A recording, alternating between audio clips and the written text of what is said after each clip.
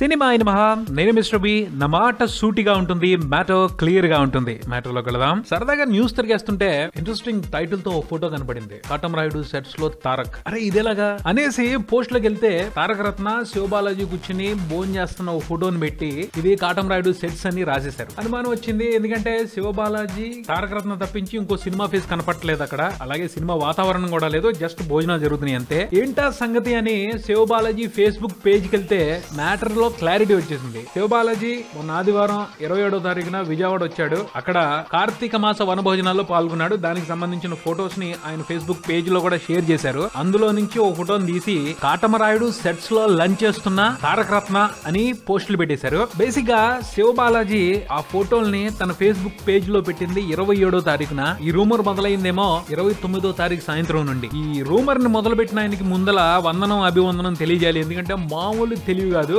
శివబాలాజీ ఇప్పుడు చేస్తున్న సినిమా కాటమరాయుడు. భోజనం తింటున్నారు, షూటింగ్ స్పాటే అనేసుకున్నారు, మొదలు పెట్టేశారు. చక్కగా బాగా సింక్ అయ్యేటట్టు రూమర్ రాశారు. ఆయన మొదలు పెట్టాడు సరే, ఆ తర్వాత మహామహులు ఎవరికి కూడా అనుమానం రాకపోవడం విచిత్రం. ఓ అబద్ధాన్ని ఎవరి రేంజ్ లో వాళ్ళు వర్ణించి పడేశారు. కొంతమంది శివబాలాజీ తారక రత్న స్నేహాన్ని పొగిడేశారు. మిగిలిన వాళ్ళేమో అక్కడ అలా జరిగింది ఇలా జరిగింది అని చెప్పేసి వర్ణనల మీద వర్ణనలు. ఎవరి స్థాయిని బట్టి వాళ్ళు క్రియేటివిటీని చిలకరించి పారేశారు. మెగా ఫ్యామిలీకి సంబంధించిన సినిమాలో నందమూరి ఫ్యామిలీకి చెందిన వ్యక్తి యాక్ట్ చేయటం అనేది సింపుల్ విషయం అయితే కాదు.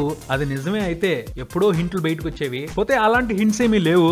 అలాంటప్పుడు ఇలాంటి న్యూస్ స్ప్రెడ్ అవుతున్నప్పుడు ఏ కాస్త కామన్ సెన్స్ అనేది ఉన్నా కొంచెం ఆలోచించాలనిపిస్తుంది. ఆ రెండు ఫ్యామిలీలకి ఎలా కుదురుద్ది, వాళ్ళకి చెయ్యాలని ఉన్న అభిమానుల గురించి గట్టిగా ఆలోచిస్తారు కదా, ఏం జరుగుతుంది అని క్రాస్ చెక్ చేసుకునే అవకాశం అన్నా తీసుకుంటారు. అట్లీస్ట్ ఈనాడు లాంటి స్టాండర్డ్స్ ఉన్న సంస్థ కూడా బ్లైండ్ గా న్యూస్ ని పోస్ట్ చేసేసి ఒక గంట తర్వాత తీసేసింది. ఆల్మోస్ట్ లీడింగ్ వెబ్సైట్స్ అన్ని కవర్ చేశాయి ఈ ఐటమ్ ని. పోస్ట్ చేసిన మ్యాటర్ సీరియస్ కాదు, కానీ ఎంత బ్లైండ్ గా ఇన్ఫర్మేషన్ జనాలకి ఇస్తున్నారు అన్నది ఇక్కడ పాయింట్. చిన్న వెబ్సైట్స్, చిన్న న్యూస్ ఛానల్స్ ఇలా చేశాయంటే పొరపాటు అనుకోవచ్చు. ఎందుకంటే వాళ్ళకి ఎవరిని పడితే వాళ్ళని ఈజీగా అప్రోచ్ అవడానికి యాక్సెస్ ఉండదు. కానీ ఓ వెల్ ఎస్టాబ్లిష్డ్ వెబ్సైట్ కానీ న్యూస్ ఆర్గనైజేషన్ కానీ క్రాస్ చెక్ చేసుకోవాలంటే ఆల్వేస్ డోర్స్ ఓపెన్ ఉంటాయి. ఎందుకంటే వాళ్ళకి అంత నెట్వర్క్ ఉంది. అయినా వాటిని ఉపయోగించుకోకుండా ఏదో స్ప్రెడ్ అవుతుంది, అది మన ఛానల్లో కూడా ఉండాలి అని చెప్పేసి బ్లైండ్ గా పబ్లిష్ చేసేసి జనాల్ని మిస్లీడ్ చేస్తున్నారు. ఇక్కడ ప్రూఫ్ స్ట్రాంగ్ గా ఉంది కాబట్టి గట్టిగా మాట్లాడే అవకాశం చిక్కింది. చాలా రూమర్స్ కి ఈజీగా